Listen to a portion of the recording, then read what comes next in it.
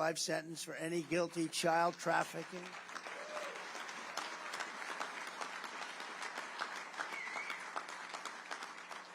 And the death penalty for drug dealers and anyone guilty of child or woman sex trafficking, which they are doing at numbers which are massive.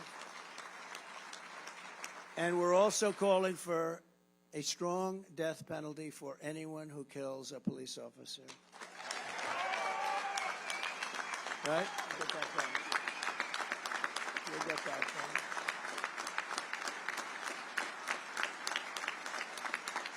We'll get it done.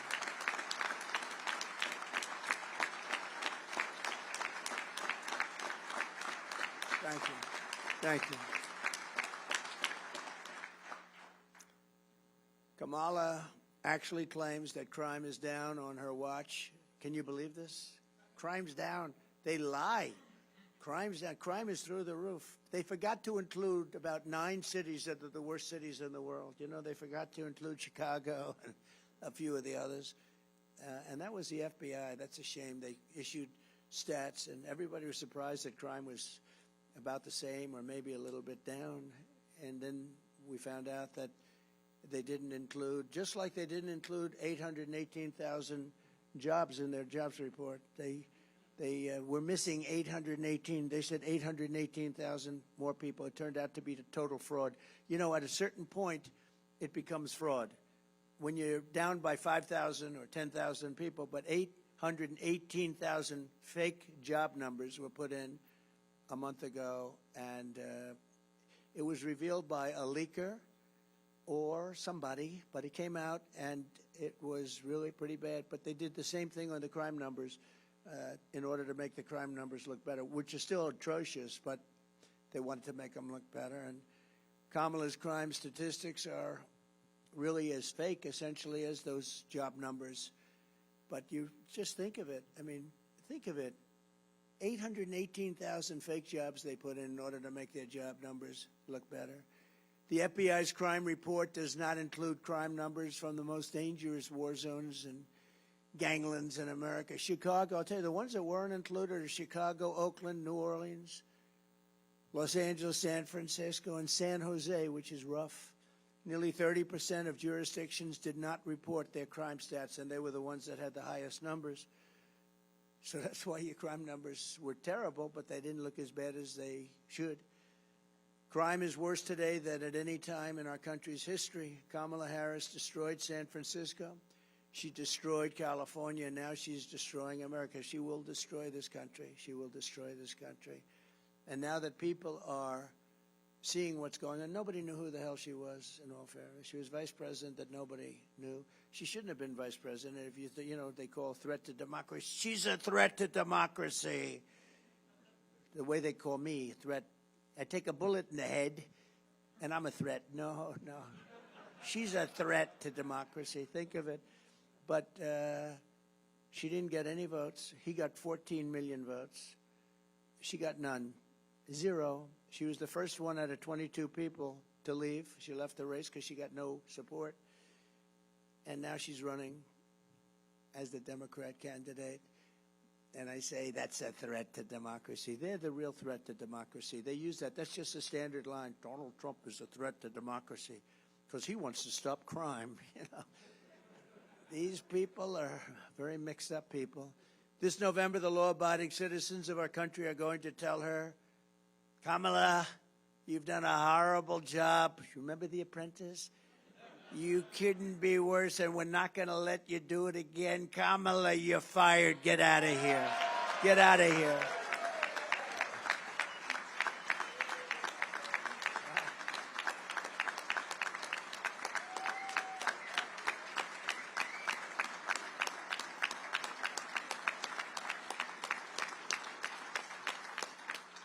It is true, though. I mean, she got no votes, and now she's running, so she explained that one. It's not the Democratic way. It's not a Democrat. You know, I never call it, they call it the Democratic Party because it sounds so nice. I call it the Democrat Party. It's actually the Democrat Party. They ought to change the name. They're always arguing that. I always call it, it's called Democrat Party. Democratic sounds so beautiful, the Democratic Party. It's even nicer in a speech. But They ought to change the name instead of complaining. And you know what she could do? All these things that she complains about right now, she should go and fix them. She shouldn't even go to the debate. She should go back to Washington, D.C. and fix all the things she's complaining about. There's no problem. As DA of San Francisco, Kamala was the original Marxist prosecutor. She was the original. She shielded illegal alien crack dealers from deportation at a level that nobody had ever seen before. She refused to seek the death penalty for an animal who killed a police officer. She didn't even call the officer's family. She refused. She didn't want to call his family. As California Attorney General, Kamala redefined sex trafficking, child sex trafficking, and assault with a deadly weapon and rape of an unconscious person as totally nonviolent crimes. Kamala then called herself a leader of the movement for no cash bail. She was very proud of that, no cash bail. That has done more to hurt our cities than almost anything I can think of, where these people are getting out of jail 1 hour later. They don't even see the jail, and they're violent criminals, and they're out of jail immediately. She called for abolishing ICE, and these ICE people are incredible patriots, and they have a tough job, and you work with them very closely, but they are incredible, and they're tough, and they love our country. And ending all jail sentences for parole violators. No more jail sentence. What's the purpose of even reporting if you don't go to jail for parole violations? Unless, again, you're involved in political activity, meaning you want to run a democratic country, you want to run a country that is based on fair and free voting, you're in serious trouble if you get caught trying to find out what are the real results of an election. It's an amazing thing. Do you ever see that? They go after the people that are looking at the crime, and they do terrible things to them. But the people that committed the voter fraud and everything, they can do whatever they want to do. It's so crazy. And I hope you, as the greatest people, just as great as there is anybody in their country, I hope you watch for voter fraud. So it starts early, you know. It starts in a week, but I hope you can watch, and you're all over the place. Watch for the voter fraud, because we win. Without voter fraud, we win so easily. Hopefully we're going to win anyway, but we want to keep it down. You can keep it down just by watching, because believe it or not, they're afraid of that badge. They're afraid of you people. They're afraid of that more than anything else. They're afraid. So I hope you can watch. During the 2020 riots, Kamala Harris urged her followers to donate to a fund to bail out violent rioters, arsonists, and looters out of jail. You remember in Minnesota, one of the criminals she helped bail out of jail went on to murder a man in St. Paul, shooting him 6 times in the head and torso. Most disqualifying of all, Kamala Harris endorsed defunding the police, and she endorsed it for so many years. No politician who endorsed Marxist defund the police lunacy should ever be the president of the United States, because that's your philosophy.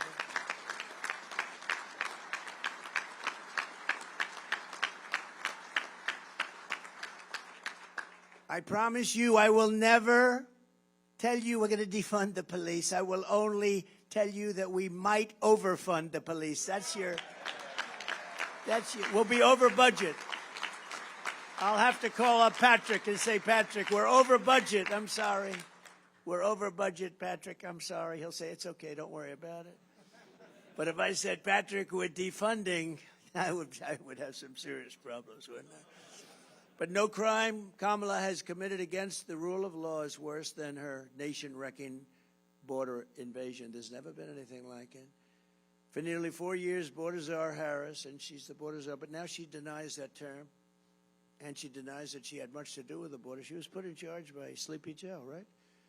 And who likes, let me have a free poll, please. I love these free polls. You know, you go out to a poll, so they charge you $300,000 for a stupid poll. They interview like 200 people, and they send you numbers.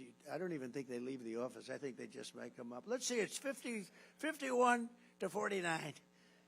And, but here I get a truth. If you had a name, and he's gone now, so don't worry about it, but just out of curiosity, who likes Crooked Joe? Who likes Sleepy Joe? Who likes Crooked Joe? Who likes Sleepy Joe? Yeah, a lot of people do. Well, now he's got plenty of time to sleep.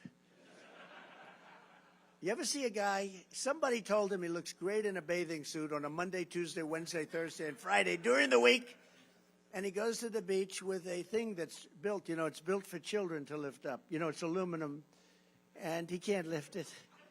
He can't lift his feet out of the sand. And then he's dead, cold, knocked out, sleeping. And I say, if I ever hit that kind of a condition, and hopefully it won't happen for a long time, the last thing I'm going to want to do is be sleeping with cameras all over the place taking your picture. I don't want to be sleeping in public.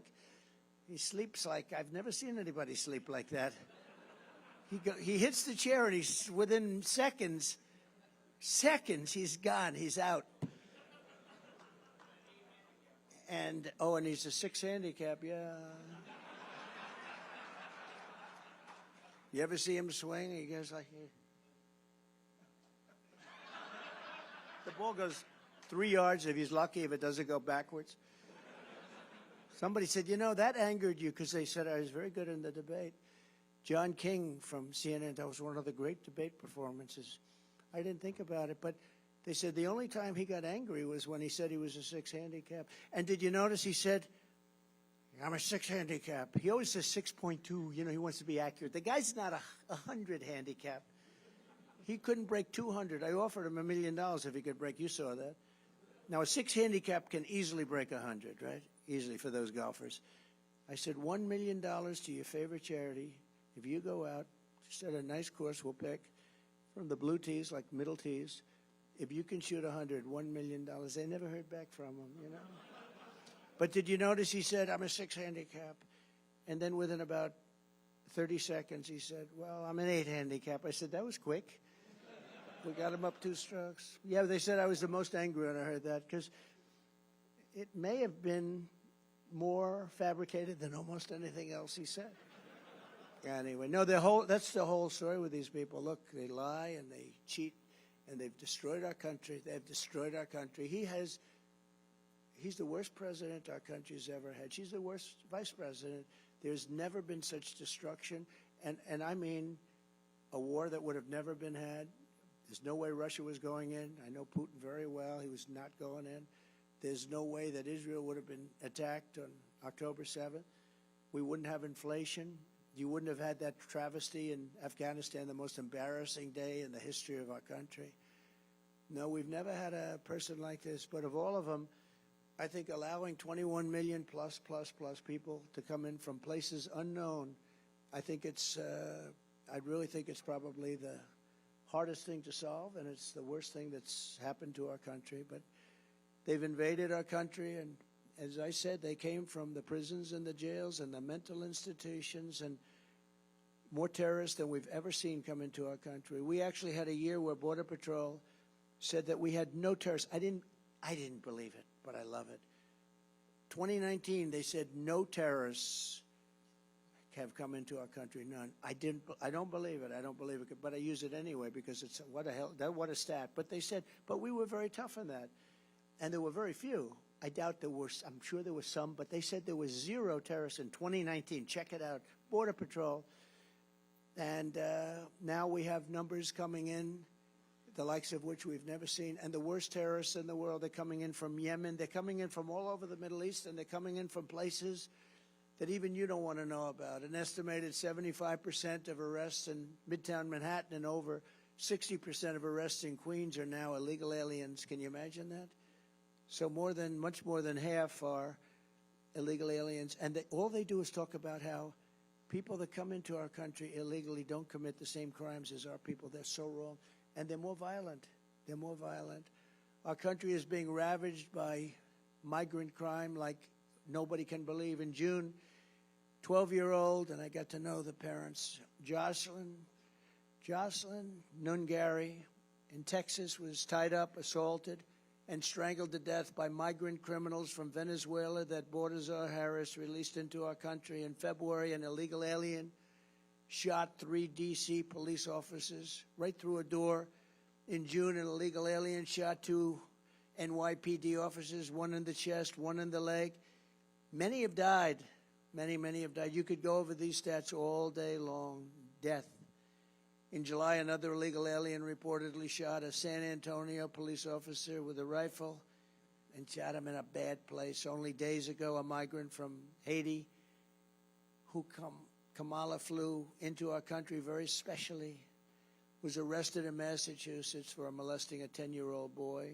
Last month, another Haitian migrant was arrested in the same state for raping a 15-year-old girl. They're raping and they're killing people at levels that we've never seen, and you've seen what's going on in Colorado, and you see what's gone on in Chicago. As we speak, heavily armed Venezuelan gangs have taken over entire apartment buildings and apartment complexes in Aurora, Colorado, terrorizing the residents. They're taking over. In the old days, you had to pay to buy that building. They just take it over. Oh, the people are living in such fear. They've left. Under Border Czar Harris, we are being conquered. We're being actually conquered, if you think of it from within. But as soon as I'm back in the White House, the conquest will end and the great liberation of America will begin, and you're going to be the ones leading the pack.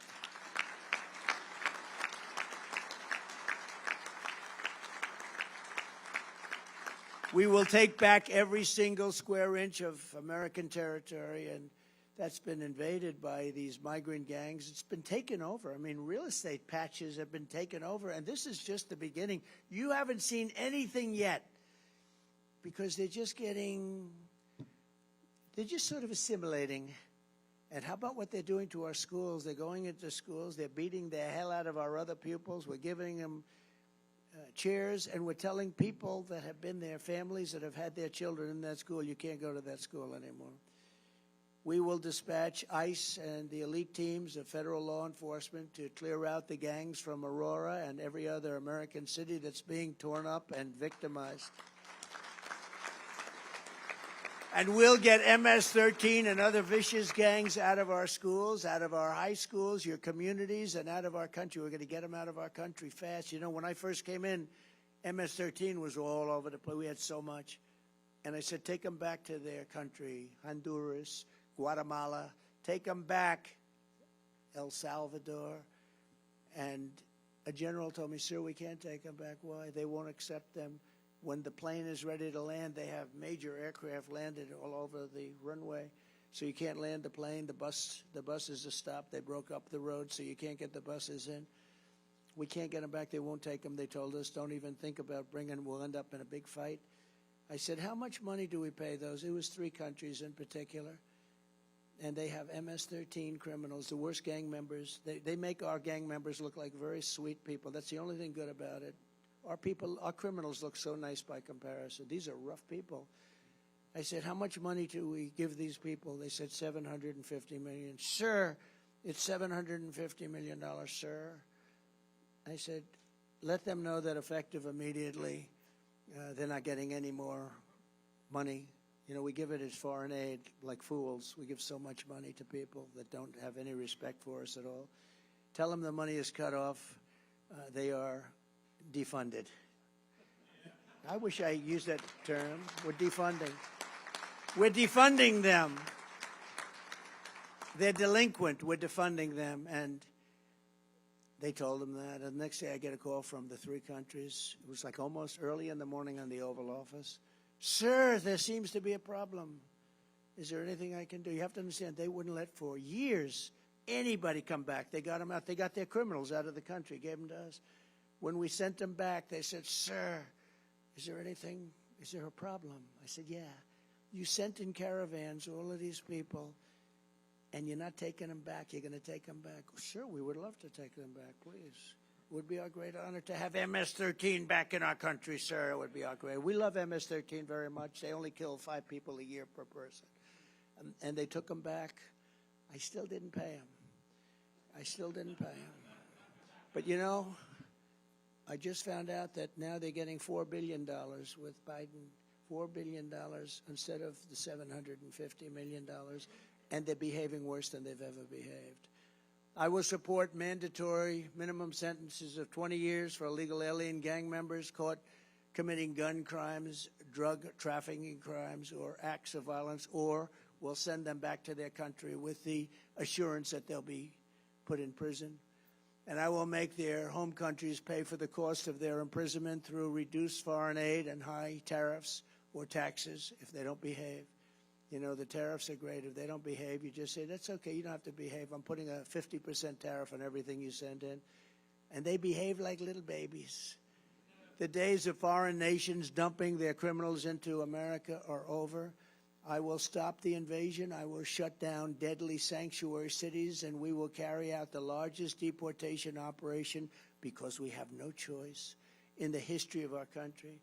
By sealing the border, we will also push back the flood of fentanyl and other deadly drugs that's pouring into our country at record numbers. Under my administration, we reduced drug overdose deaths by first time in nearly 3 decades by quite a bit, but nothing like it could be.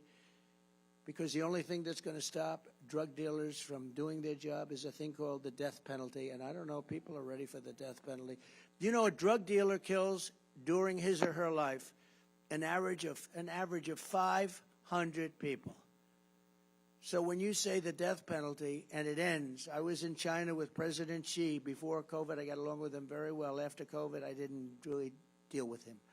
I wasn't so thrilled with him, but I got along with him, had a good relationship. I said, you have 1.4 billion people. Do you have a drug problem? No, no, no, we have no drug problem. And what do you attribute that to? Death penalty. Death penalty for drug dealers. They have no problem with 1.5. They have no problem. The only problem they have is they send the drugs to us. Under Kamala, drug overdose deaths are up 18%, but we're going to stop the scourge. I will sign an executive order on my first day, making it the official policy of the U.S. government to completely eliminate the presence of drug cartels and foreign gangs in the United States. We're going to eliminate them. And as I did 4 years ago, we will deploy the U.S. Navy to impose a full blockade on cartel activity, because what they do is you block up the land all of a sudden. The money they make is astronomical. Boats are no problem. Getting the boats, buying the boats, owning the boats, no problem.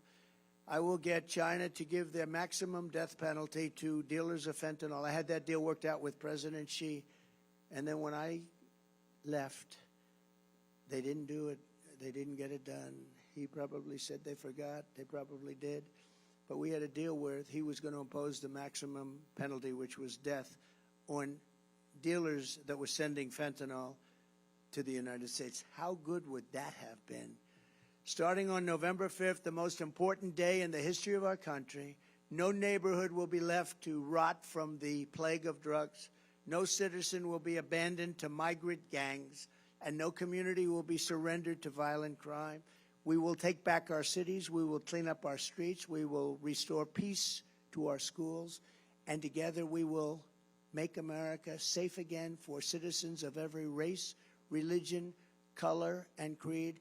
Together we will make America great again. And thank you very much for this great honor of the endorsement. God bless you. God bless our great police. And God bless America. Thank you very much, Pastor. Very much.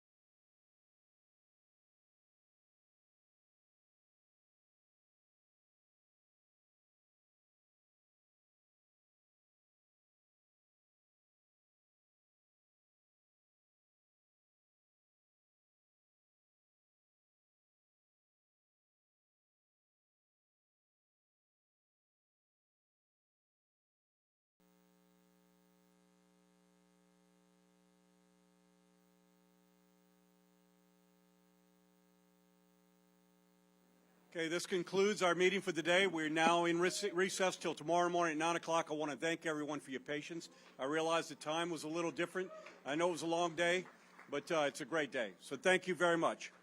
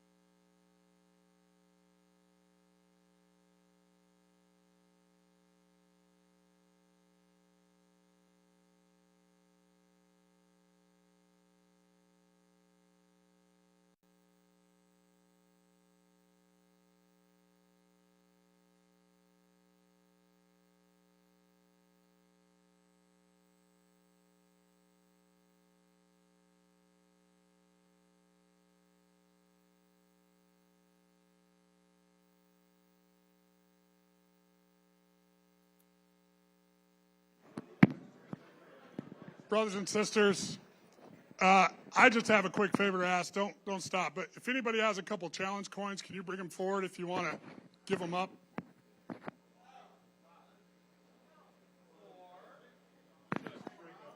For my collection. What? No, I have a plan for them if you bring them up. I will get you one in return at some point. That's plenty. We got them. Thank you.